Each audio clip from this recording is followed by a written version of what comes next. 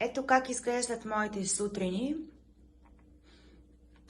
Изглежда хем красиво, хем доста работа. Първото нещо, почвам с вода с лимон.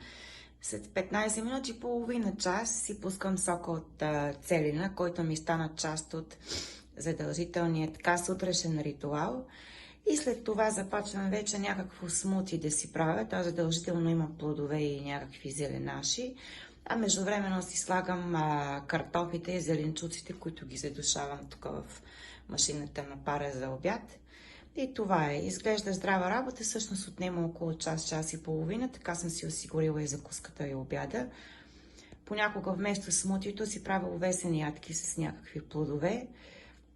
Това се налага, тъй като от 10 на години вече аз не ям глутен, което означава, че сутрин не мога да се храня с хляб, филийки, сандвичи и всичко това, което наистина е бързо за приготвяне, обаче в моя случай е невъзможно.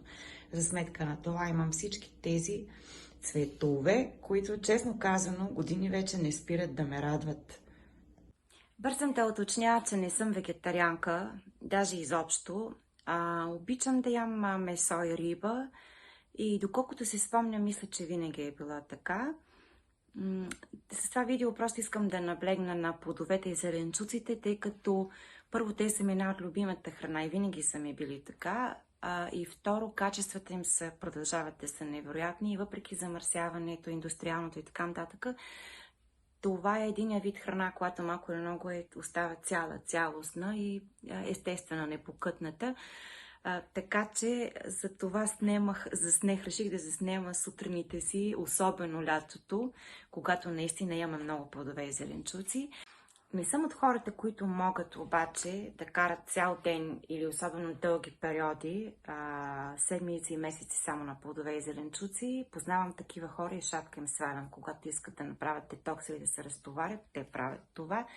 На мен до сега това не ми се е получавало в интерес на истината, поради това, когато открих в книгите на лечите на Антони Уилям точно тази възможност за разтоварителна програма сутринта, той нарича Morning Cleanse, и тя включва точно това всъщност. До обяд човек да избягва или да ограничи мазнините, доста плодове, зеленчуци, сокове и така нататък, обаче вместо това, за да може черният дроб малко да бъде облегчен именно в посока преработката на мазнини и като така му даваме възможност да съвсем да отдели, да изхвърли от организма ни токсините и тези вредни неща, които той през нощта е работил неуморно именно да извежда от организма ни.